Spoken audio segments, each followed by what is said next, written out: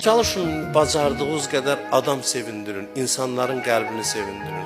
Bu qəlbi sındırmaq böyük günahdır. Acı sözlə, iynəli tikanlı sözlərlə, təhqirlə, kobudluqla amandır qəlb sındırmayın, çünki qəlbin ahı ağırdır. Tövbə də eləsən deyir zərbəsi dəyəcək. Bağışlasa da hardasa zərbəsi dəyəcək. Dünyanı da ödəsən xeyri yoxdur. Qəlbə toxunmayın, insan qəlbi müqəddəsdir. Allah çox istəyir, imkan vermir qəlb sındırmağa. Yaxşılıq eləyin, əlinizdən gəlirsə yaxşılıq eləyin, gəlmirsə heç olmasa pislik eləməyin. İnsanları sevindirin, şad eləyin. Buyurur ki, Allah da sizi sevindirər qiyamət günündə. Xoş adamın halına ki, cəmaat onu görəndə sevinir.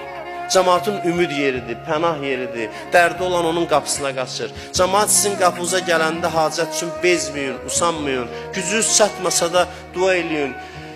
Narahat olmayın ki, nə oldu elə hamı mənim üstümə qaçır. Allah səni seçib, nəsə səndə var, Allah lütf eləyib ki, cəmaatın hacəti sənin əlindən həll olunsun.